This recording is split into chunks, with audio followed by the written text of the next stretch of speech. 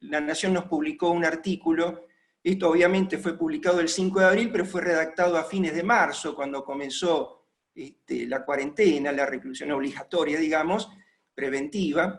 Bueno, porque ya veíamos venir la situación, y a partir de este artículo, donde indicamos la necesidad imperiosa de toda una legislación, un marco normativo respecto a la telemedicina, en función de este nuevo escenario de la pandemia, ¿no? Y a posteriori de este artículo empezaron a surgir una serie de resoluciones del Ministerio de Salud que fueron obviamente muy oportunas respecto a la prescripción electrónica y demás, ¿no? La siguiente, por favor. En general, uno de estas charlas se centra primero en la definición. Creo que es una obviedad. Estamos hablando de telemedicina, tele significa distancia, o sea, el aporte de servicios médicos, sanitarios a distancia. Y en general, bueno, esa distancia, cuando uno habla de distancia se refiere a las barreras geográficas que tiene un país tan extenso como el nuestro, pero ahora obviamente estamos enfocando la telemedicina con otro concepto, aún en aquellos lugares donde no existe esa barrera de distancia geográfica. Y yo prefiero entonces comenzar por esto, por el lado oscuro de la luna, digamos, porque indudablemente cuando uno presenta este tipo de temas o asiste a webinars sobre este tema, hay ciertas repercusiones y ciertas miradas u opiniones críticas que, bueno, que vale la pena tenerlas en cuenta para mejorar cualquier tipo de proyecto normativo sobre esto.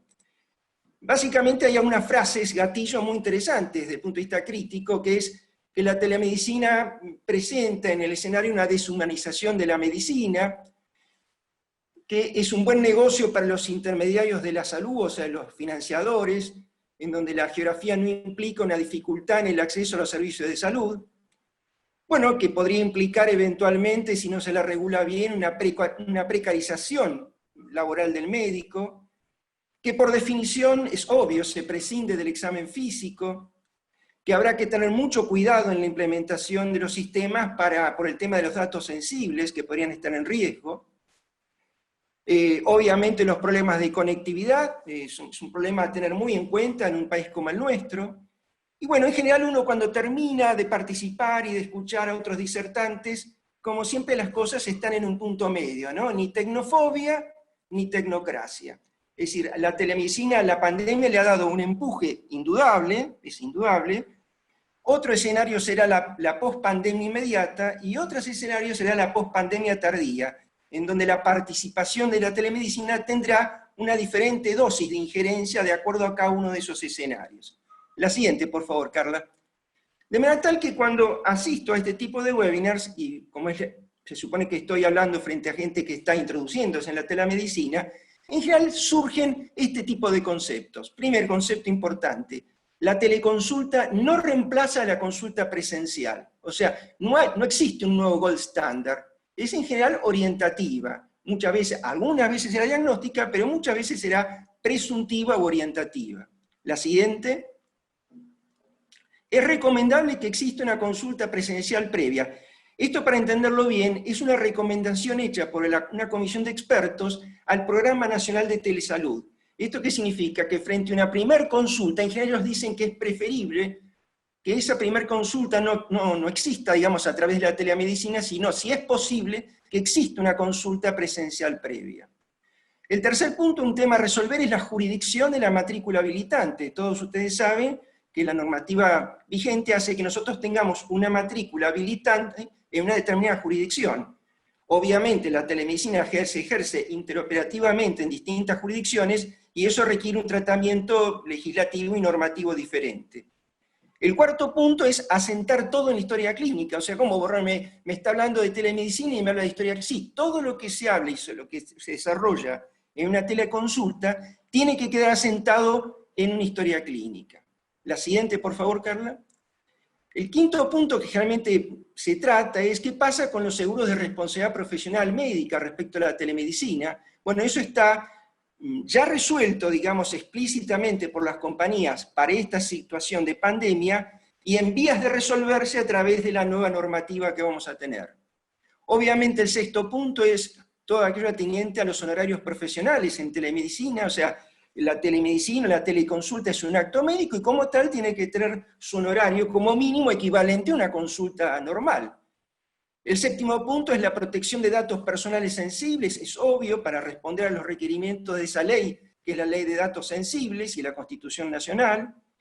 Y un octavo punto donde sí me voy a detener un poco, que es el consentimiento informado en telemedicina. Entonces me dirán, ¿pero cómo, Borrón, en consentimiento informado en una consulta? Sí, porque es una consulta diferente, y yo lo redacté para el Consejo Argentino de Oftalmología a principios de abril, un consentimiento informado para la teleconsulta oftalmológica. Sé que gran parte de los que me están escuchando no ejercen la oftalmología, pero es importante que vean un ejemplo práctico de un consentimiento informado para telemedicina. Allí se explica qué es la atención médica a distancia. Parece una obviedad, pero hay que explicarlo. Segundo punto, las ventajas de esa atención a distancia, o sea, hay ventajas que se daban en este contexto de la pandemia, o sea, disminuye la cantidad de pacientes que solicitan atención en las guardias de los centros de salud, evita que el paciente tenga que... No, la anterior, por favor. La anterior. Evita que el paciente tenga que trasladarse, utilizando los medios de transporte, todo eso en el contexto de pandemia, pero en el contexto de pospandemia, bueno, facilita que no haya demoras en la solicitud de turnos de atención para la salud, facilita la evaluación de estudios complementarios, etcétera, etcétera. Son una serie de ventajas, bueno, que se le ofrecen al paciente. Pero más importante que las ventajas, el sentido del consentimiento informado es mostrar las limitaciones que ofrece eso. No todos los motivos de consulta pueden ser resueltos a distancia por la teleconsulta, y eso el paciente lo tiene que saber. Y de acuerdo a la evolución, se pasará o no una consulta, una atención tradicional, presencial en un centro de salud. La otra limitación, ustedes dirán, pero es una obviedad. No, pero hay que decirlo. La anterior, por favor, es que el médico no puede desarrollar con el paciente su examen físico. Ahora sí, la siguiente, Carla, gracias. Y eso también el paciente lo tiene que saber. En el caso de especialidades como nuestra, muy aparatología dependiente, bueno, el paciente tiene que saber que no podemos examinar con detenimiento el segmento anterior del ojo, ni el segmento posterior, ni hacer bien un fondo de ojo, ni tomar la presión ocular. Y eso determina una limitación en la capacidad diagnóstica, y por lo tanto, en muchos casos, será una atención de tipo orientativa, ¿no es cierto? Bueno, otros aspectos tienen que ver con la confidencialidad, que eso tiene que ver con el sistema. La siguiente, por favor. Y después finalmente la firma, la aprobación del consentimiento y la aprobación o no de utilizar fotografías o videos donde se podría identificar al paciente, ¿no? La siguiente, por favor. Fíjense cómo la Sociedad Española de Oftalmología, esto es simplemente para mostrarles este título, hablan de Consejo Médico Oftalmológico Teleasistido. Consejo, no hablan de consulta. Consejo Médico Oftalmológico Teleasistido. La siguiente, por favor. Bueno, siguiendo con aquello que se habla generalmente en estos webinars, siempre se enfatiza en que telemedicina no significa call center. La siguiente, por favor. Concepto muy importante. La importancia de contar con una plataforma acreditada, que es lo que ha desarrollado muy bien Daniel con el doctor Rivero en oftalmología, o sea, una plataforma acreditada y auditada. El siguiente punto, el 11, importancia de tener médicos entrenados en telemedicina a través de un entrenamiento y una certificación. O sea, realmente hay una serie de detalles que rodean a la telemedicina que requieren un entrenamiento aún a aquellos médicos con amplia experiencia en la especialidad. La siguiente, por favor. Hay una ley que tiene media sanción en diputados, una ley referida a la prescripción electrónica. La siguiente, por favor. Y hay, por supuesto, un proyecto de ley vinculado a la telemedicina, en donde se habla de la creación de una Agencia Nacional de Salud Digital, que es un ente descentralizado y autárquico, pero dentro de la jurisdicción del Ministerio de Salud de la Nación. Se habla del concepto de telesalud, esto después Carla Vitelli va a ahondar en detalles, y de teleasistencia, con los distintos escenarios: la consulta sincrónica en distinto tiempo, la consulta sincrónica online, el control remoto de pacientes, que puede ser continuo o discontinuo. La siguiente, por favor. También se habla de lo que yo les mencioné al principio: todo acto de telemedicina debe ser registrado en la historia clínica. Todo esto aparece en ese proyecto. Los profesionales no requerirán un seguro de responsabilidad especial, o sea que ya está contemplado ese tema. También está contemplado, por supuesto, el tema del consentimiento informado, aclarando riesgos y limitaciones, y también se evalúa el tema de la matrícula, o sea, llevar algo así como un registro especial o una matrícula especial para ejercer la telemedicina. La siguiente, por favor.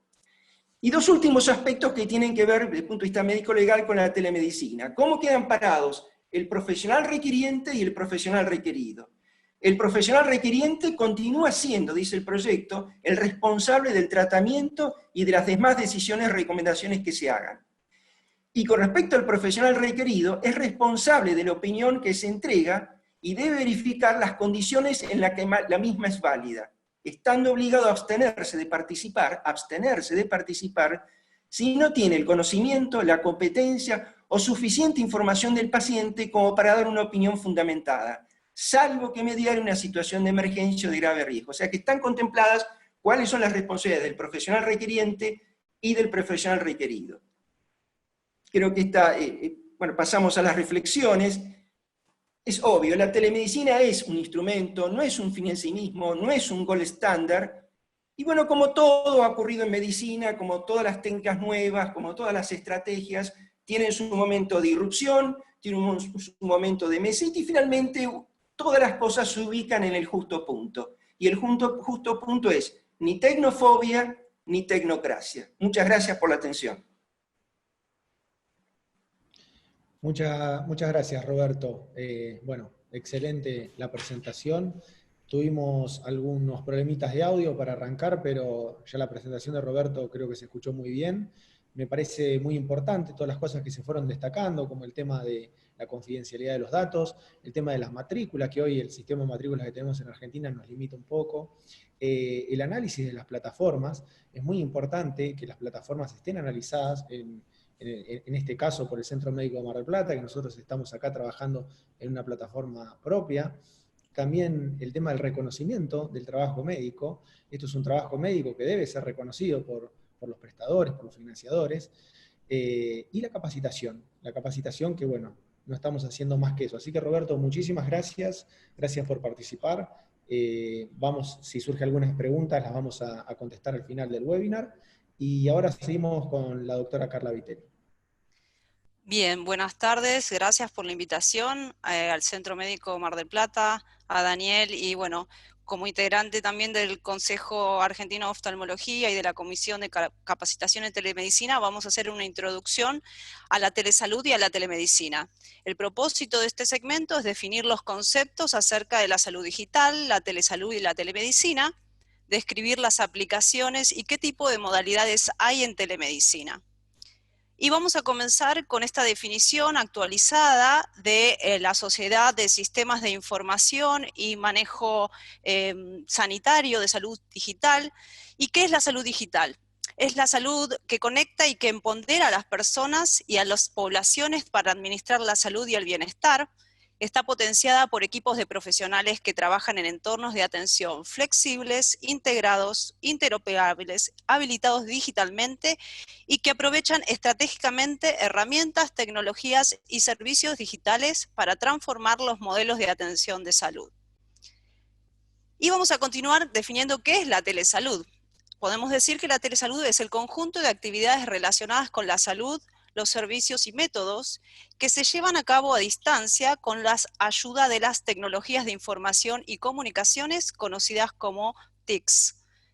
La telesalud es una política pública que fortalece el acceso y la cobertura universal de salud. Esto lo logra a través de servicios personales e interpersonales de los sistemas de salud.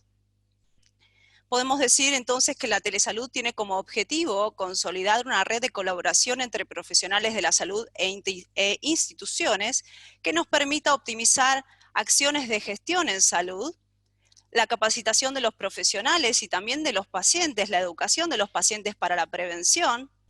También nos permite la vigilancia epidemiológica y la investigación, y la respuesta a desastres, como puede ser en el contexto de esta pandemia COVID-19. Lo otro importante es que esta participa en todo el ciclo de vida de la persona, no en el momento puntual de la enfermedad. ¿Y qué es la telemedicina? Es el ejercicio de la medicina propiamente dicha, es la provisión de servicios de salud a distancia por profesionales de salud que utilizan la tecnología de información y comunicación y que de esta manera nos permite intercambiar datos, facilitar el acceso de la población a los servicios, ya sea por limitaciones de la oferta, como puede ser en este momento, o del acceso o de ambas situaciones en común. Entonces, hoy en día la telemedicina es una herramienta que ha adquirido un importante protagonismo en este contexto de la pandemia, sobre todo en grandes ciudades muy pobladas, para evitar el colapso del sistema, porque nos permite saltear la presencia física entre el médico y el paciente, sin embargo, mantener esa comunicación y seguimiento. Nos permite además evaluar casos sospechosos de COVID, evitando que pacientes con factores de riesgo asistan a un centro de salud. También permite minimizar el riesgo de transmisión entre pacientes de riesgo y pacientes sanos. Por otra parte, continuar con la atención, guiar el diagnóstico, el tratamiento y el seguimiento de muchos pacientes, evitando entonces que se colapse el sistema de salud y de esta manera descomprimir la demanda presencial de las instituciones. ¿Y qué tipo de modalidades hay en teleconsulta? Como hemos visto previamente, tenemos una modalidad sincrónica, donde la consulta se realiza entre el médico y el paciente en tiempo real, es decir, estoy con mi paciente cara a cara, utilizando un sistema de videoconferencias, con un monitor, un micrófono que nos permite comunicarnos en tiempo real. También existen las teleconsultas asincrónicas, donde la consulta ocurre entonces en tiempo diferido. Puedo, por ejemplo, hacer la interpretación de un estudio complementario, de un análisis, de una imagen, de la información clínica, y en forma diferida hacer la devolución en el tiempo. Acá hay una captura de un sistema que estoy habituado a utilizar en el hospital italiano, donde la historia clínica electrónica en esta etapa ha desarrollado la teleconsulta, en este caso, como ven, una paciente que permite comunicarse conmigo a través del micrófono y la cámara de audio-video, y de esa manera resolver y al mismo tiempo asentar, como dijo el doctor Borrone, toda la información que hemos comunicado al paciente, incluso hacer recetas electrónicas y dejar asentada en la historia clínica la evolución de la situación. Hay otra modalidad que algunos sistemas de historia clínica o portal de salud incluyen, que es, por ejemplo, la mensajería. De esta manera, como podemos ver, el paciente hace una consulta, uno en forma diferida puede responder y asesorar a ese paciente, incluso verificar algún estudio complementario y programar una nueva teleconsulta o una consulta presencial de ser necesario. Entonces, ¿qué atiende la teleconsulta médica? Como hemos visto, atiende consultas programadas, donde se programa la consulta en una plataforma electrónica habitual. También puede atender urgencias, problemas planteados en forma imprevista para asesorar al paciente la importancia de que sí asista a un centro de salud en forma presencial.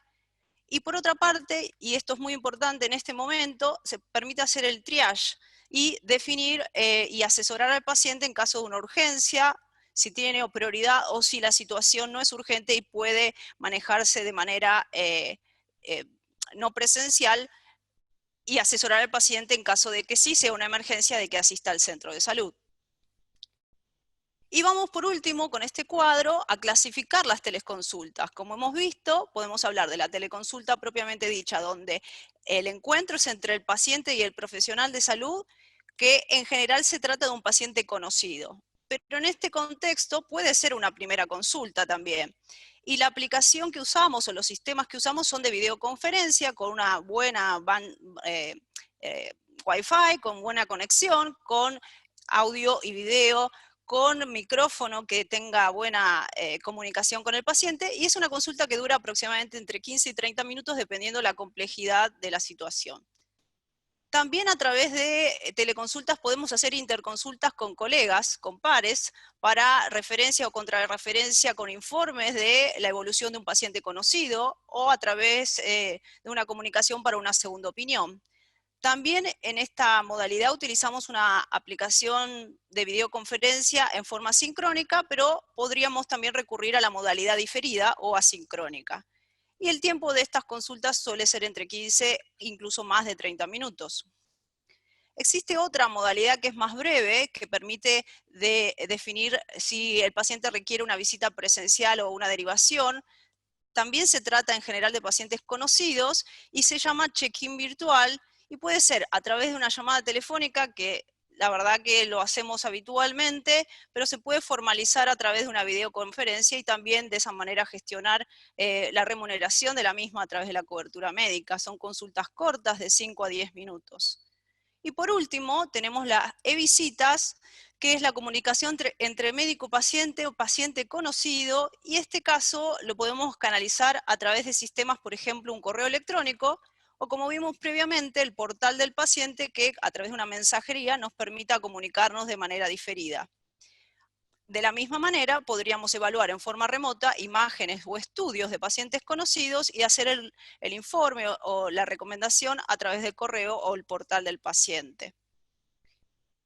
Y por último vamos a ver qué plataformas tenemos disponibles. Si bien existen plataformas internacionales que se pueden usar también en Argentina, estas son plataformas nacionales que tienen una licencia, es decir, tienen un arancel para ser utilizadas, y son plataformas de videoconferencias que muchas de esas también tienen acoplada una historia clínica electrónica y posiblemente ustedes las conozcan. Existen otros sistemas, como puede ser la historia clínica electrónica de nuestra institución, que puede llegar a tener además un módulo de telemedicina, y siempre es necesario instruir a los pacientes para su uso, ya sea con la computadora o con su teléfono móvil. Y por último, existen aplicaciones que son no aranceladas, no licenciadas, que fueron muy utilizadas en la pandemia, como puede ser Skype, Zoom, incluso WhatsApp, pero que tenemos que tener en cuenta de no utilizar las que son públicas, que están acá, bueno, prohibidas de alguna manera, para evitar que la relación médico-paciente se rompa y la confidencialidad y el secreto médico queden expuestos. Por supuesto, estas no deben utilizarse. Bueno, eso es todo por mi segmento. Muchísimas gracias, y voy a tomarme el atrevimiento de agradecerle a la doctora Giselle Ricour por asistir y colaborar con este último segmento, que es súper importante, y porque además ella es una de las médicas que más experiencia tiene a nivel nacional e internacional en telemedicina, así que es un placer contar con ella. Voy a dejar de compartir y le doy la palabra a Giselle. Muchísimas gracias, Carla. Muchísimas gracias, Daniel, por la invitación, y sobre todo el Centro Médico de Mar del Plata. Tal cual decía Daniel en su momento, tengo los mejores recuerdos de Mar del Plata: mi casamiento, mi residencia, mi primer hijo. 3 hitos que no se borran fácilmente en la vida de uno, y que verdaderamente estoy en deuda con Mar del Plata en muchos sentidos, y fue mi primera casa, digamos, ya así casada, y donde formé mi familia. Así que bueno, muchas gracias por la invitación, y como también comentaba Daniel y Carla, es nuestro interés desde el Consejo Argentino de Oftalmología, en lo que es oftalmo. Esto está ocurriendo en todas las especialidades que estamos ejerciendo en la Argentina, es en ir capacitándonos, en generar espacios de reflexión, de debate, de discusión, de aporte, de experiencias, porque lo que estamos haciendo, algunos venimos haciéndolo hace mucho, otros han tenido que empezar ahora, y como muy bien explicaba Roberto, excelente la presentación también de Roberto, necesitamos normatizar y encuadrar todo esto, porque el respeto por el acto médico es lo más importante, y que no debe perderse más allá de la tecnología que estemos utilizando. Entonces, con ustedes hoy yo quisiera ver y bajar un poquito a tierra esto en cómo implementar un programa de telesalud, pero vamos a filosofar también un poquito, porque vamos a hablar sobre los paradigmas que nos han llevado a donde estamos hoy parados, para describir luego brevemente los pasos que tenemos que tener siempre en la cabeza cuando queremos implementar o instrumentar un programa, en este caso en telesalud o salud digital, para compartir luego algunos elementos puntuales que nos ayudan a mejorar nuestra experiencia cuando estamos online con nuestros pacientes. Entonces, han habido paradigmas en salud, como dijo también Roberto, muchísimas cosas que han ido surgiendo a lo largo de los años y que nos han ido impactando de una manera muy fuerte, y de alguna manera han generado remesones y nos han cambiado nuestra forma de ser. Pero no obstante ello, hemos seguido y ejerciendo la medicina ya de hace miles de años. Pero repasemos las de este siglo. Puntualmente estamos hablando de una nueva revolución industrial, de una nueva sociedad, de tecnologías emergentes o de las nuevas tecnologías. Estamos hablando de nuevos modelos de atención que están centrados en la atención en el paciente, en el foco en el paciente, ya no en la enfermedad, en el hecho episódico. Y estamos hablando de que de golpe el genio se nos escapó de la botella. Entonces, Brevemente reflexionemos sobre esta imagen, ¿no? Un tsunami digital que se nos está viniendo encima. Este tsunami, como ustedes están viendo, es grande, es muy ancho, ataca de golpe. Solo algunos visionarios pudieron sentir los primeros remesones que iba a dar lugar a origen a este gran tsunami, a esta gran ola. Pero como es tan ancha y tan fuerte y tan rápido su evolución, impacta y deja grandes huellas. Y eso es lo que ha pasado con cada una de las revoluciones a las cuales hemos ido asistiendo. Y nuestra generación es ni más ni menos que el reflejo de la cuarta revolución industrial, denominada así por Klaus Schwab, que fue la revolución digital, la sociedad informada.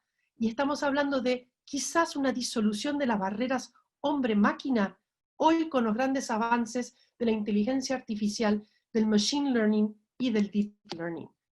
Pero esto no podría ser posible si la sociedad no acompañara en el cambio. Y la sociedad hoy es una sociedad empoderada. Es una sociedad al alcance en el momento que necesita, en su vorágine que tenemos hoy cada uno de nosotros, el acceso a la información, que antes eso no era posible. Pensemos como médicos cómo teníamos que acceder. Yo mi primer curso en internet lo hice en Mar del Plata, y ahí descubrí a la Biblioteca Nacional de Medicina y que yo podía ingresar a ella en el momento que así lo deseara, y no tenía que depender de un visitador médico que viajara en aquel entonces a Buenos Aires, a la Biblioteca Damel del Consejo Argentino de Oftalmología y Alcon, para conseguir un paper que quizás ya cuando me llegaba a mí, primero tarde, segundo era de un journal de hace 3, 4 años atrás. Hoy estamos viendo incluso las cosas, las publicaciones electrónicas que se adelantan a la publicación en papel.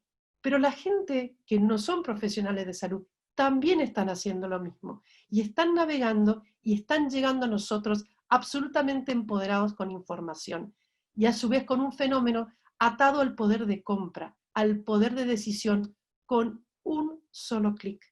Y más hoy, en este contexto de aislamiento para algunos y de distanciamiento para otros, todo se está llevando a cabo de manera virtual.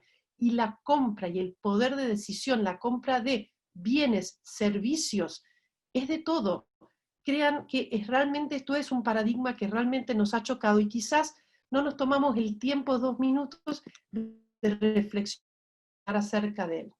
Luego otro paradigma son lo de las nuevas tecnologías o de las tecnologías emergentes. Hay muchas de ellas, solo y por los fines del tiempo voy a puntualizar en algunas. La nanotecnología, cómo ha venido en Pharma a ayudarnos a hacer entrega de nuevos deliveries de medicaciones para nuevas opciones terapéuticas. Esto verdaderamente nos está dejando boca abiertos en muchas áreas de la medicina. Los textiles inteligentes, otra gran nueva tecnología que está permitiéndonos mantenernos de alguna manera monitorizados de manera remota y continua e incluso ayudándonos a autoevaluar y automonitorear nuestras propias condiciones. Todo lo que tiene que ver con las impresiones 3D, otra tecnología emergente, cómo en esta pareja realmente los está ayudando a rehacer sus vidas con las impresiones de las prótesis, el gran avance que esto ha implicado. ¿Y por qué no hablar de la realidad virtual y de la realidad aumentada?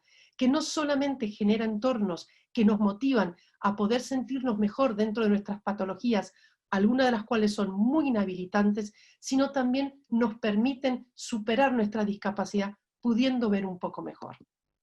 Todo esto nos lleva a que hoy el paradigma más fuerte es el tema de que estamos atendiendo a nuestro paciente, pero estamos haciendo un foco real sobre sus necesidades, pero sobre sus expectativas sobre todo. Ya no es solo la patología que tiene y su acceso al sistema, es cómo mantengo yo ese contacto con ese paciente a lo largo de todo el continuum de su cuidado. Es como mostraba esa imagen Carla, es desde que nace y hasta que muere. Y es cómo ese paciente quiere de alguna manera establecer ese vínculo con el sistema de salud. Y hoy verdaderamente el cambio ya está. Llegó COVID-19 con todo el dolor que esto nos está implicando a todos nosotros, con la angustia, con el impacto económico, pero también toda crisis es signo de oportunidad. Y es como están diciendo, el genio se escapó de la botella. Y ahora, tal cual nos anticipó Roberto, todos estos cambios pasan y es como la teoría del péndulo. Y vamos de una punta y vamos a la otra hasta que llegamos en el medio, y es ahí en donde verdaderamente volveremos y seguiremos viendo que la telesalud va a quedar porque llegó para quedarse, pero muy probablemente encuadrada con nuevas normativas y nuevas regulaciones. Pero si hay algo que probablemente no cambie, es que el paciente puede ya acceder al sistema de salud desde su casa, desde su trabajo, desde donde está. Y ese es uno de los paradigmas más fuertes. Entonces, teniendo esto en mente y estando muchos de ustedes necesitados de poder seguir atendiendo a sus pacientes, seguir conectados en este sistema, simplemente algunas ideas de cómo poder llevarlo a cabo. Generalmente uso este gráfico que es muy sencillo y quizás sí, estoy simplificando muchísimos procesos, procedimientos, actividades, tareas que están por debajo de este gráfico, pero es una manera ágil para poder explicarlo. Lo primero que tengo que tener en mente es el alcance. ¿Qué quiero lograr yo? Más allá de la tecnología. ¿Quiero solamente hablar con mi paciente porque lo quiero contener? Porque lo quiero orientar, porque necesito detectar, o quiero o necesito necesariamente poder revisar a mi paciente, sí, hacer un examen, por ejemplo, en tiempo real y de manera sincrónica. O quizás simplemente estoy repasando, reviendo para poder informar estudios de manera asincrónica. Y cirugía robótica, ¿por qué no? Sí, hay cirugía robótica en muchas de las especialidades hoy quirúrgicas, y quizás son necesidades puntuales. ¿Por qué? Porque quizás mi mano es demasiado grosera, si se quiere, para un gesto que debe ser absolutamente microscópico. Y entonces también vemos que en dónde lo estamos haciendo tiene mucho que ver, porque si yo necesito estar dentro de un hospital, dentro de un quirófano, como vimos, es un tema. Ahora, si estoy en la calle, estoy en el avión o estoy en la casa porque mi paciente está en la casa, ese entorno también va a marcar todo lo demás. Entonces, habiendo definido mi alcance y teniendo claro el entorno, va a seguir todo lo demás. Es decir, ¿qué hardware voy a necesitar? ¿Qué software? ¿Qué plataformas? Voy a necesitar apps porque el paciente lo tengo movilizándose. Voy a necesitar acceder a programas específicos de visualización de imágenes que están en la nube, que quizás están en una terapia. Necesito que esa información llegue al pie de la cama, literalmente hablando del paciente. Entonces, nuevamente, ¿qué es lo que quiero hacer? ¿Dónde lo voy a hacer? Va a dictaminar qué tipo de equipamiento, software o hardware voy a necesitar. Dependiendo de eso, va a ser la red. Tanto la red de tecnología, de informática, la estructura informática que tenemos en nuestras instituciones, consultorios, o de las mismas redes de comunicación, y que también aplican a la casa del paciente. Porque la conectividad del ancho de banda, yo por ejemplo anecdóticamente acabo de hacer que 5 personas se desconecten para poder tener la mejor señal en este momento para poder estar hablando con ustedes. Y nuestros pacientes, ¿cómo sabemos cómo son las redes de ellos? Es un tema muy importante a tener en cuenta. Pero sobre todo quiero hacer énfasis en la red humana. Como decía Carla, ya no estamos a solos con nuestros pacientes en nuestro consultorio. Estamos rodeados de un equipo transdisciplinario con el cual tenemos que necesariamente aprender a trabajar juntos. Hay ingenieros, hay expertos en audio y video, y hay comunicadores sociales. Y eso todo nos lleva a la necesidad de generar protocolos, de establecer los derechos y las obligaciones de cada uno de nosotros, de plantear flujogramas para no equivocarnos, sabemos dónde estamos parados, y también tiene que ver con conocer los límites y los alcances, con los consentimientos, como hablaba Roberto. Para todo esto necesitamos capacitarnos, como están ustedes hoy acá con nosotros. No es solo a veces capacitarnos en el uso de un equipo, de una plataforma puntual, es capacitar a todo el personal que nos rodea para que todos estemos hablando un mismo idioma, e incluso es llegar a ese paciente, como en esa última imagen, y poder capacitar a ese paciente para que pueda ayudarnos a nosotros a poder verlos mejor. También es poder monitorear. Lo que no se mide, no se conoce y no se puede mejorar. Por lo tanto, es muy importante tener encuestas de satisfacción, tanto para los usuarios, ya sean del lado del sistema de salud o ya sea el usuario final, nuestro paciente. es muy importante, porque de lo contrario no vamos a lograr establecer el vínculo que queremos. Entonces ahora vamos a pasar a la etiqueta, que le llamamos así, y en inglés se dice bedside manners. Es la educación, nuestros buenos modales a la hora de tener que comunicarnos con nuestros pacientes. Y yo no puedo dejar de hablar de la parte bioética, porque para mí es clave y siempre lo ha sido. Este artículo es muy reciente y es del Economist. Es semejante a lo que estaba hablando recién Roberto, que la telemedicina ha resultado una herramienta esencial para esta crisis y seguramente lo va a ser para después. Pero fíjense esta oración que no la traduje para que quedara textual, donde dice que el estar ausente es antiético a la esencia de la medicina, al toque humano, a la habilidad de poder vernos en persona y de tener esa intimidad que permite la compasión y la empatía, y que el sacrificar eso ahora es necesario para poder, en el mejor interés de todos, poder mantenernos comunicados a través de nuestras herramientas digitales. Yo realmente no estoy de acuerdo en cómo está descrito eso, porque yo no creo que el no tener el paciente enfrente mío sea un acto antiético para nada. Yo creo que han cambiado las reglas del juego y por lo tanto es necesario este consentimiento informado. Así que tal como puntualizaba Roberto, no es porque estoy haciendo una práctica invasiva, quirúrgica en el paciente, sino porque estamos cambiando las bases de cómo nos estamos vinculando y tiene que quedar muy claro para dejar a salvo la relación. Y para eso testen todo previamente, porque de lo contrario, la base de todo está en la confianza. Si yo no puedo escuchar o ver bien y hay interferencias y no hay un buen ancho de banda, ¿qué confianza le puedo generar al paciente que está del otro lado del monitor, que yo verdaderamente estoy viendo y entendiendo lo que me está diciendo o mostrando? El entorno, no debo menospreciar el entorno. Si estoy haciendo una consulta, debo tener en cuenta la consulta tal cual como si estuviese en mi consultorio. Por lo tanto, el entorno debe ser el de mi consultorio. No es deseable que nos vean dentro de un dormitorio o dentro de un gimnasio. Se los digo porque está pasando. Entonces, tratemos en lo posible de, aunque sea, orientar nuestra computadora hacia un rincón, hacia un espacio en donde tengamos un entorno que sea lo más formal posible. Nuestro vestuario, otro gran tema en estas épocas en donde pasamos y entramos en una consulta, en un webinar, y quizás estamos bien vestidos de la cintura para abajo, pero no así para digamos, de la cintura hacia abajo. Entonces, pensemos en esto. El paciente cuando nos viene a ver al consultorio, ¿estamos vestidos de cualquier manera? No. Ya sea que tengamos el guardapolvo mambo quirúrgico o en algunos casos vestidos de manera formal, así es como debe vernos los pacientes.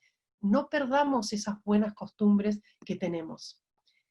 Nuestra postura y nuestro lenguaje es fundamental. Mi lenguaje no verbal, o sea, el corporal, dice mucho más que mis palabras. Y si me ve distraído, cansado, tirado para atrás, mirando a otra cosa con el celular en la mano, simplemente escuchando, no es lo mismo. Aunque quizás uno lo pueda llegar incluso a hacer en persona, cuando uno está en un consultorio, las cámaras no perdonan. Y cuando uno está atrás de una cámara, tiende a mirar hasta el más mínimo detalle. Por lo tanto, se genera un nuevo entorno y es por eso que debemos ser muy cautos y muy conscientes de nuestra postura y de nuestro lenguaje corporal. Y no perder nunca el contacto visual directo. Ensayen.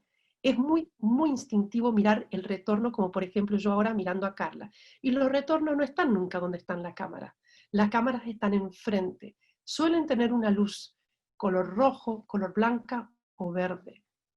Practiquen hablando, mirando la cámara. Practiquen sonreír. Parece mentira, pero es la manera que uno se relaja y aprende a hablarle a la cámara, porque ahí es donde yo estoy haciendo contacto visual con mi paciente. Por último, el tema de la oratoria. Hablar pausado, porque a veces se entrecorta el audio. No gritar. Los micrófonos hoy en día son de una calidad que no son los de antes, hace más de 20 años, cuando empezamos nosotros a hacer telemedicina. Y por lo tanto, si uno grita, el paciente se siente intimidado. Hablemos en un tono afable, no estemos nerviosos para no tener ese temblor que se alcanza a escuchar. Y sobre todo el juego de los micrófonos. Tengan todos los micrófonos silenciados, silencien el celular, silencien las notificaciones en sus computadoras o directamente corten, cierren correo electrónico, WhatsApp en la web o cualquier otra aplicación que puede estar corriendo y que les va a estar mandando notificaciones que la van a estar escuchando. Si pueden, usen headsets que tienen un entorno mucho mejor para poder escuchar. Cuiden el uso de la oratoria, es fundamental. Y en épocas como la de ahora, nunca se olviden de empezar con el triage, porque verdaderamente hay miedo, hay una psicosis y hay muchos pacientes que no están concurriendo a los hospitales, centros de atención, porque tienen miedo de contagiarse. Y entonces pueden estar cursando la enfermedad y no saberlo. Nunca se olviden de hacer el triage. Luego, continúen con su examen y según sus especialidades. Hay muchos lugares que ya tienen, gracias al Internet de las Cosas, muchos dispositivos a mano que nos pueden ayudar a poder tener incluso hasta signos vitales. Entonces, aprovechémonos del entorno de lo que tenemos a mano para poder hacer nuestros exámenes en la medida de lo posible. O quizás algunos tenemos consultorios virtuales, como tenemos nosotros, en donde toda nuestra aparatología ya está vinculada a la red y al sistema de videollamadas. Como dijo Roberto, el tema de las recetas digitales es un tema que está en vías de resolución, pero es necesario porque muchas personas no pueden salir a buscar, sobre todo los crónicos, simplemente el refill, como se dice en Estados Unidos, de sus recetas. Hoy por hoy, esto es lo que está ocurriendo. Están ocurriendo por WhatsApp, están ocurriendo por celular. Tratemos de mantener el canal lo más formal posible. Por ejemplo, en Mendoza es válido una receta siempre y cuando yo le haya escrito arriba en contexto de pandemia COVID, puede ser mostrada en una farmacia a través de un celular. Pero no ocurre así en todos los lugares. Por lo tanto, estemos pendientes, pero bueno, Dios quiera, prontamente podremos tener este sistema absolutamente resuelto y transparente para todos. Entonces, ya a modo de concluir nuestro encuentro, el genio se escapó verdaderamente de la botella y no hay vuelta atrás. Solo que como la teoría del péndulo, va a llegar un momento en que se va a quietar el péndulo, va a quedar y va a haber una nueva normativa, una nueva normalidad. Y para ello tenemos que desarrollar las competencias y fomentar que los entornos sean adecuados para que todos podamos navegar este tsunami digital que nos ha llevado puestos. Y la nueva definición de la Asociación Americana de Telemedicina es que la telesalud es solo salud, es medicina. Simplemente estamos usando nuevas herramientas para poder comunicarnos y vincularnos. Y entonces se están incrementando la accesibilidad al sistema, nos están potenciando, nos están permitiendo realmente enfocarnos hacia el paciente con una medicina más precisa, más proactiva y más personalizada. Pero no vienen a reemplazarnos. Hay una palabra que me encanta que se llama singularidad. Y es la singularidad de esa emocionalidad que nos vincula con nuestro paciente, que realmente es única y que nos identifica y está en nuestra vocación de servicio. Por lo tanto, no perdamos esa esencia humana, no importa la tecnología, no importa el monitor, es lo que hace que seamos buenos médicos y tengamos nuestros pacientes felices, aun cuando quizás su enfermedad no sea del todo posible curar. Así que con esto, muchísimas gracias. Gracias Carla, gracias Daniel, gracias Roberto por poder compartir con ustedes este momento y gracias a todos los presentes y al Centro Médico. Giselle, bueno, muchísimas gracias. La verdad que impecable la presentación, has hecho un repaso muy interesante de los paradigmas de la telemedicina del siglo XXI, así como todos los detalles que a veces parecen mínimos, pero que es muy importante recordarlos, como cuando uno hace telemedicina, el ambiente tiene que ser el mismo de una consulta presencial, idealmente en su consultorio, y todos esos detallecitos que son tan importantes. Me encantó la charla, muchísimas gracias. Bueno, voy a hacer algunas preguntas que han subido desde el público, que nos han enviado. La primera es para el doctor Roberto Borrone, y es referente a la pediatría. Si él podría llegar a hacer algún comentario sobre el alcance que tiene la telemedicina en un paciente pediátrico. Gracias. Desde el punto de vista estrictamente médico-legal, no se olviden que el nuevo Código Civil marca una progresividad en la autonomía de los pacientes. Uno es hasta los de 0 a 13 años, de 13 a 16 y más allá de 16. Entre los 13 y los 16, para cualquier tipo de intervención que implique algún tipo de riesgo, bueno, ese chico, ese adolescente necesita estar acompañado por sus padres y que ellos den el visto bueno, pero a partir de los 16 años se lo considera como un adulto en cuanto a su autonomía, a su autodeterminación, ¿no? Desde el punto de vista de lo que yo les puedo informar médico-legal, sería esa la frontera, ¿no? No sé exactamente a qué apunta la pregunta, pero...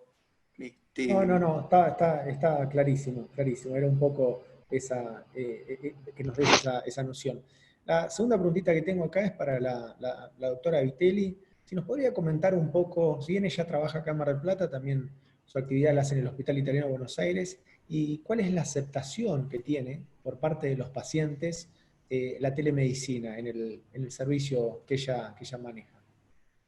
Bueno, mi experiencia en esta pandemia con la telemedicina fue inicialmente, desde el punto de vista de los pacientes, la adherencia era inicialmente baja y fue creciendo. Fue creciendo porque la limitante al acceso de la consulta en nuestra institución fue muy estricta, y como consecuencia la gente se vio en la necesidad de usar una herramienta que disponían. En mi experiencia, los pacientes de oftalmología del Hospital Italiano aumentaron la adherencia a las consultas por telemedicina en la medida que la pandemia se prolongó. Y esto fue que era una herramienta que tenían disponible, pero se vieron forzados por la limitante en la oferta de turnos a acceder a esta modalidad que realmente nos permitió resolver muchas cosas gracias a que tenemos una plataforma y una historia clínica electrónica muy rica, donde podemos evaluar cómo está el paciente, mirar estudios que quedaron pendientes, reprogramar cirugías, hacer recetas electrónicas, con la posibilidad de que cada paciente a través de un portal de salud privado pueda ingresar y bajar esa consulta o ese estudio.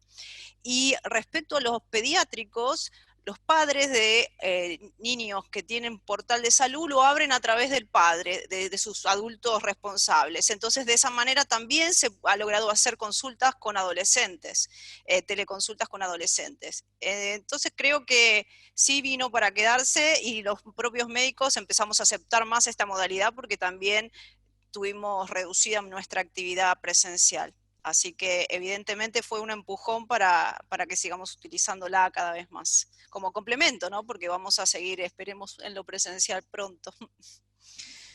Perfecto, Carla, muy bien la respuesta. Y bueno, ahora tengo también una pregunta para Giselle. Giselle tiene muchísima experiencia internacional en telesalud. Por ahí ella no lo dice, pero lo voy a decir yo. Es una de las médicas de Argentina que más sabe de este tema y que más ha trabajado, más se ha formado, con lo cual tiene mucha experiencia internacional y sabe de cómo está operando la telemedicina en otros países. Me gustaría que por ahí nos cuente, en países que están un poquito más avanzados digitalmente que el nuestro, cuál es la telemedicina que usan, con qué frecuencia la usa, cuáles son las aceptaciones de los pacientes. Algunos comentarios referente a eso. Bueno, Daniel, yo te diría que en este sentido, por ejemplo, el Congreso de Telemedicina, el anual de ATA, fue hace unos 20 días atrás, que es de los congresos por ahí la internacional más importante por la cantidad de gente que suele convocar. Y yo te diría que todos estaban diciendo lo mismo, más allá de que se provengan de países en desarrollo o digamos, desarrollándose o en vías de desarrollo, todos están pasando lo mismo, es decir, están pasando por la misma crisis, si se quiere, de que los sistemas no estaban preparados, por más que muchos países ya tenían, digamos, sistemas de telemedicina en el lugar, ya tenían historias clínicas electrónicas funcionando. La verdad es que el tsunami del COVID, si se quiere, pegó de golpe y desnudó todas las falencias que verdaderamente teníamos en una verdadera accesibilidad. Entonces estamos viendo países como en Inglaterra, como en Estados Unidos, como en Canadá, mismo Brasil, como se llama, desde la parte de la región, México, Colombia, que son todos países que han sido muy avanzados, cada uno en lo suyo, con respecto al uso de telemedicina, que nos venimos reuniendo desde los principios o mediados del 2003, 2004 en adelante, todos nos hemos visto con los mismos problemas, vale decir. Uno, la lucha para que verdaderamente se reconozca a nivel monetario, si se quiere, el tema de la consulta, y que el acto médico sigue siendo un acto médico y por lo tanto vale por lo menos lo mismo. Tanto es así que uno de los cuadros que mostró Carla surge de la Academia Americana de Telemedicina en aras de poder nomenclar y poder decir que en función del nomenclador, en función del tiempo y en función de la tecnología utilizada, es cómo te van a pagar esa consulta. Entonces, esa ha sido una gran barrera. La segunda barrera importante, que siempre la hubo y siempre hizo que se rezagara un poco el auge por usar la telemedicina, eran las restricciones en cuanto a seguridad, porque obviamente estamos hablando de, si se quiere, el intercambio de información altamente sensible, y de perder o de tener el miedo, sobre todo hoy con todo lo que ha ocurrido con Facebook, con Cambridge Analytics y con todos los ejemplos que tenemos, ¿no?, de la seguridad de los datos. Y entonces países como Estados Unidos con HIPAA, por ejemplo, y Inglaterra con el propio, tuvieron que bajar la barrera, digamos, en cuanto a las regulaciones, para permitir que verdaderamente la gente que no tenía hoy por hoy historias clínicas certificadas y demás sistemas, y lamentablemente el WhatsApp o otras aplicaciones de teléfono pasaron a ser el cordón umbilical, como le dicen muchos hoy, entre el paciente y el sistema, ¿no?, por no decir el médico. ¿Por qué?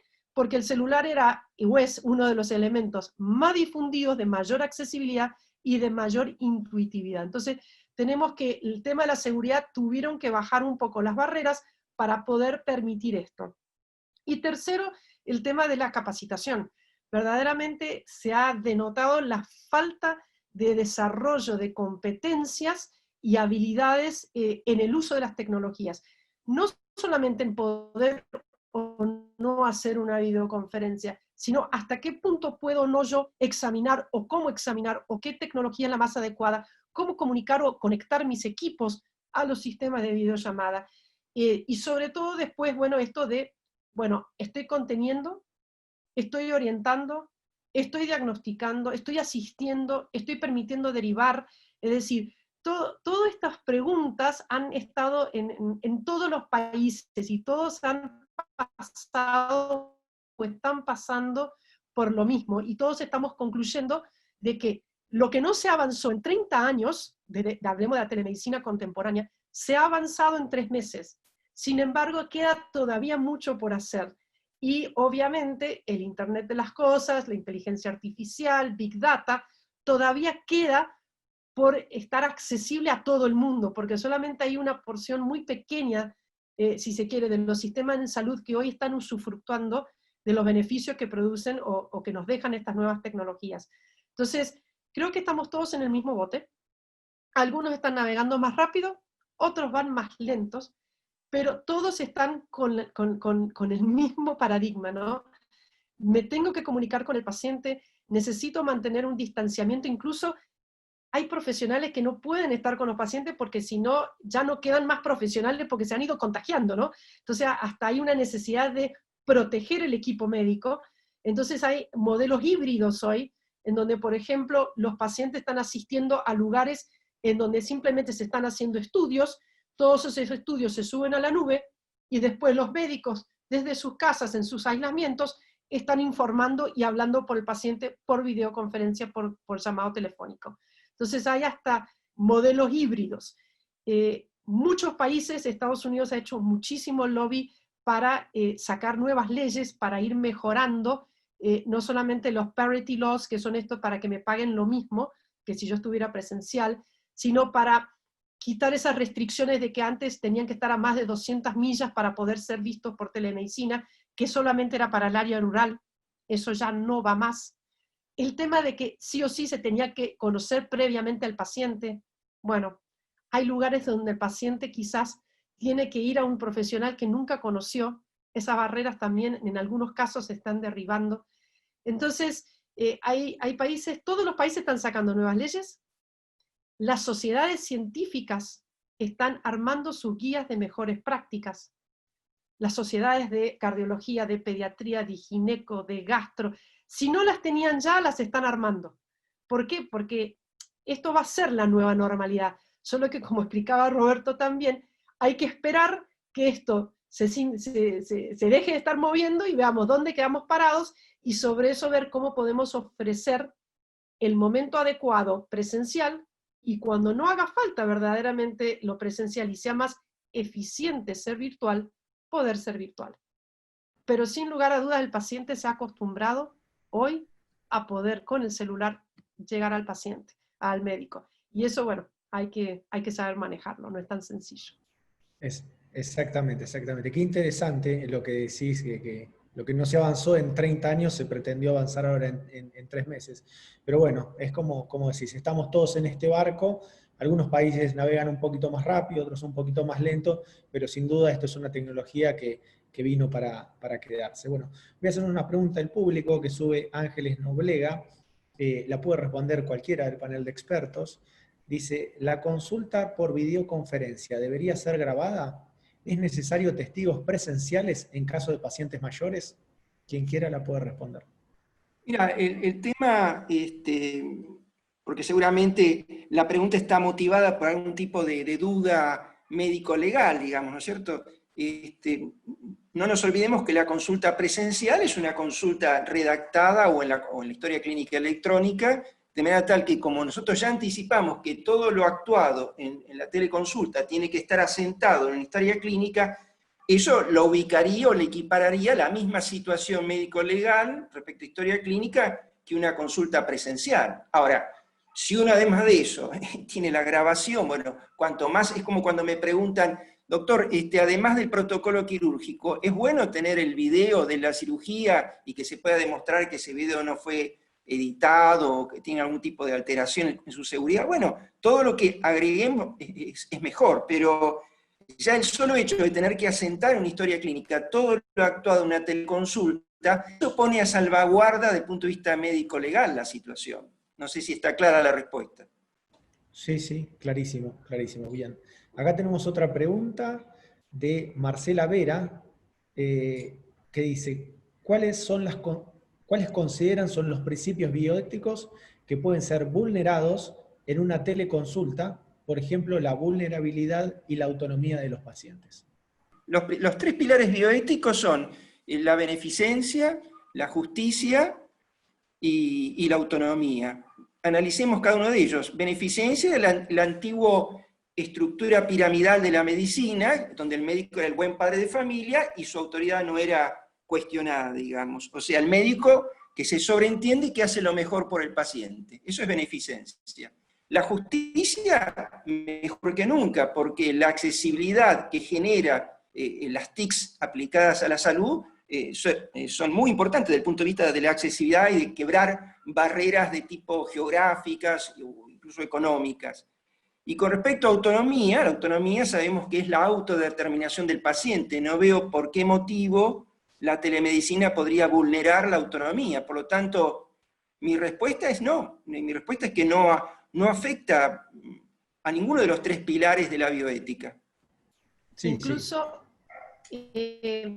yo puedo agregar a eso otra mirada, apoyando lo que está diciendo Roberto, en donde a raíz de que tenemos una sociedad que está empoderada de la información, que tenemos una sociedad que hoy cada vez más, en algunos lugares por supuesto, no en todos, tienen más acceso, por ejemplo, a dispositivos que les permiten estar monitoreándose, a apps que les permiten estar teniendo mayor compliance o adherencia a los tratamientos y demás, estamos viendo que el paciente empieza a tener un rol mucho más activo en el autocuidado y en la autorresponsabilidad sobre el manejo de su enfermedad. Entonces, en realidad el modelo paternalista tradicional, clásico, convencional, de que el doctor dice y el paciente hace, empieza también a cambiar en esta nueva reforma, producto de que la sociedad está cambiando y la tecnología lo permite, y pasamos a ser socios.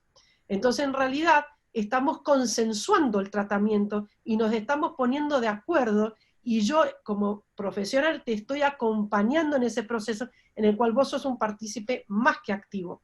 Por lo tanto, yo creo que esto viene a reforzar justamente estos pilares.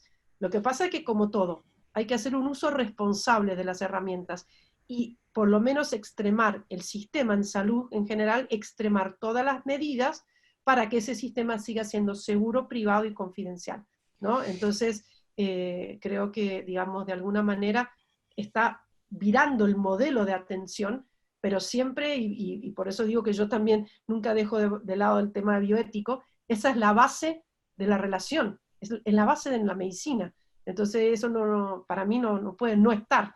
Así que bueno. Y por otra parte, lo otro que por lo menos yo percibo es que la comunicación es la relación médico-paciente con un paciente conocido. Entonces el paciente está contento de vernos y conectarse. Ustedes no saben la felicidad cuando inician la teleconsulta, más que nuestra población, yo soy oftalmóloga, es añosa, y muchas veces asistidos por, algunos saben obviamente, pero asistidos otros por familiares, y se conectan y te ven ahí en la cámara, y se ponen súper contentos de iniciar la entrevista con uno que hace 2 meses no lo ve, aun cuando cancelaron su cirugía de catarata, cuando quieren resolver la situación y poder asistir, están contentos porque se sienten contenidos, porque el contacto vuelve a ser con su médico de cabecera.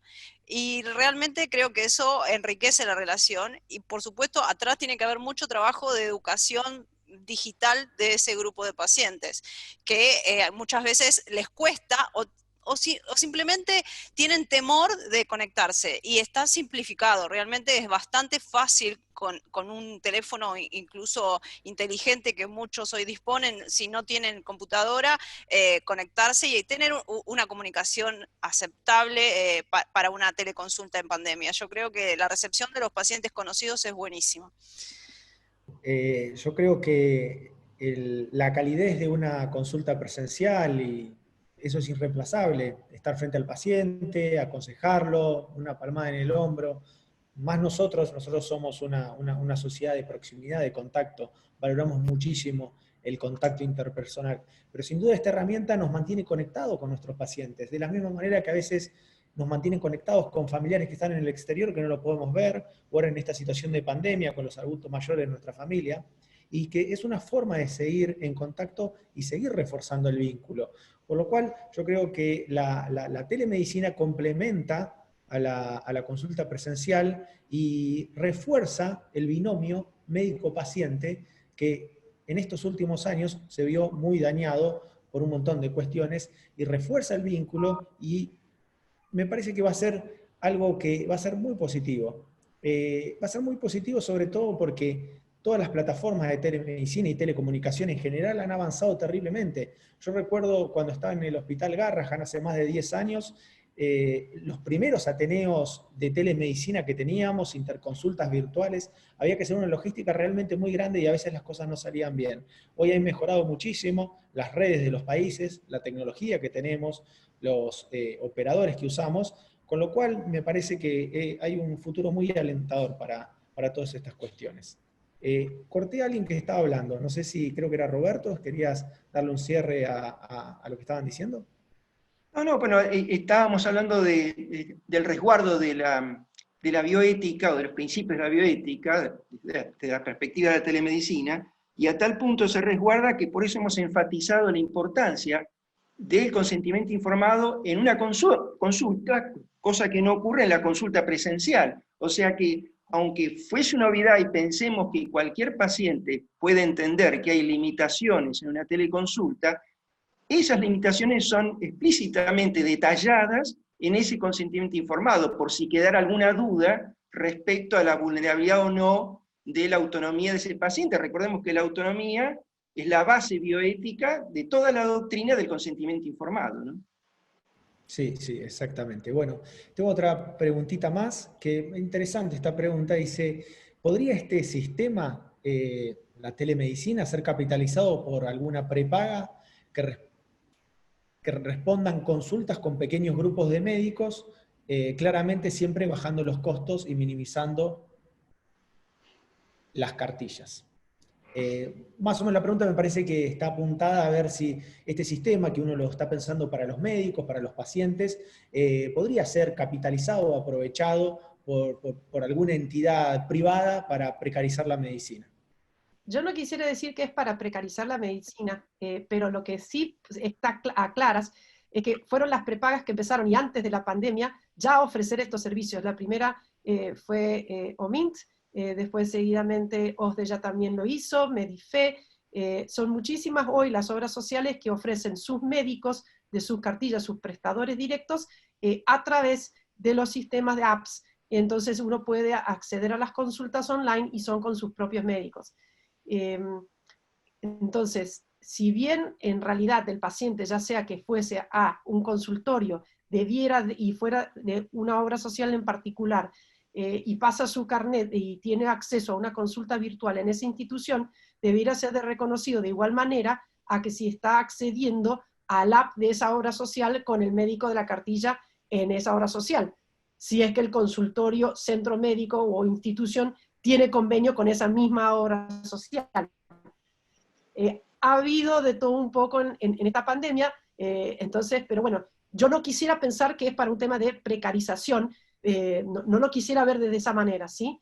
Pero que claramente las obras sociales pre-pandemia incluso ya estaban ofreciendo sus servicios, es una realidad, y es más que nada era la llamada, y no estaban haciendo examen, ¿sí? Que es muy diferente, porque una cosa es, por ejemplo, pongamos el caso de oftalmo, ¿no? Para yo no meterme en áreas que, digamos, puntualmente, sé que acá hay médicos de todas las especialidades, pero en oftalmología nosotros tenemos nuestros equipos conectados. Entonces yo puedo ver en tiempo real el segmento anterior, posterior del ojo en la medida que se está examinando. Entonces yo estoy haciendo verdaderamente en ese caso un examen asistido en forma remota.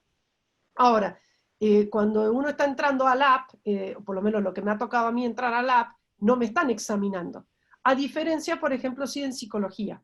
En psicología o la psiquiatría, que están ofreciendo las obras sociales sus servicios de psicología y de psiquiatría por las apps, ahí sí, ¿por qué? Porque, bueno, en definitiva hay una catarsis de por medio que se puede realizar perfectamente en monitor mediante, ¿sí? Y si se tiene un monitor de alta definición, se pueden ver hasta los gestos, que a veces las miradas o el gesto corporal, sobre todo en psicología, en psiquiatría, es clave, ¿no?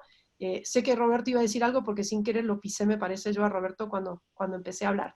Pero bueno, yo no quisiera pensar que es para precarizar, pero sí son servicios que se están ofreciendo a través de las obras sociales. Sí, coincido con la mirada de Giselle. Uno, bueno, tiene que pensar bien. Recuerden que los instrumentos en sí no son ni buenos ni malos. Entonces, puede ser bueno o malo el uso de los instrumentos, pero el instrumento en sí no. Y yo creo que la base de todo esto debería ser respetar una relación preestablecida entre el médico y su paciente. O sea que si yo soy paciente de la doctora Carla, y quiero tener una teleconsulta a través, bueno, de mi prepaga, de mi obra social, la prioridad sería que Carla me atendiera a mí. Ahora, en el caso de que eso no fuera posible, recién ahí, digamos, sería admisible, digamos, que si yo realmente ese día necesito hacer esa teleconsulta, me atienda eventualmente un profesional asignado por ese financiador, que no es Carla, digamos, pero no sé si es claro lo que voy, digamos, respetar la relación médico-paciente preestablecida. Distinto del escenario sería aquel famoso escenario del call center, donde yo soy paciente de Carla, pero ni siquiera me preguntan si quiero ser atendido por Carla, o le preguntan a ella si está en condiciones, no, me mandan a que Giselle me atienda y yo no la conozco a Giselle, y Giselle está en un call center. O sea, hablemos las cosas claramente, porque siempre la tentación de hacer las cosas mal siempre va a existir, digamos, pero si uno regula el juego de la telemedicina desde el punto de vista ético, bueno, todo puede ir por un carril normal, ¿no es cierto? Excelente, excelente. Bueno, muchísimas gracias. La verdad que impecable todas las presentaciones. No tengo más que palabras de agradecimiento para los disertantes que han accedido de inmediato a querer participar de esta primera jornada que hacemos de acá del Centro Médico de Mar del Plata. Me gustaría volver a mencionar el tema del trabajo que está haciendo el Centro Médico de Mar del Plata en la telesalud, sobre todo en nuestra ciudad, tratando de ser pioneros en esto que, como decimos, se viene para quedarse. Estamos trabajando fuertemente en el desarrollo y análisis de una plataforma propia para todos los socios del centro médico de acá de Mar del Plata. Estamos trabajando también en el reconocimiento de ese trabajo médico por parte de los financiadores, y por último, y no menor, estamos haciendo todo este sistema de capacitaciones que les vamos a dejar colgados una encuesta para que cada uno pueda volcar ahí sus inquietudes y nosotros ir viendo por dónde dirigimos la capacitación, que la vamos a sostener en el tiempo, todas las cuestiones referentes a la telemedicina. Así que les agradezco muchísimo al panel de expertos, al Centro Médico de Mar del Plata, a la audiencia por haber estado escuchándonos, y la charla esta va a ser subida, le vamos a salvar esos pequeños inconvenientes que tuvimos con el audio, editar un poquito, y va a quedar colgada de la página de YouTube de la biblioteca para que todos puedan acceder. Así que bueno, muchísimas gracias a los disertantes, muchísimas gracias a ustedes, y nos encontramos en el próximo webinar de este tema. Gracias. Muchas gracias. Chao. Gracias. Gracias. Buen fin de semana.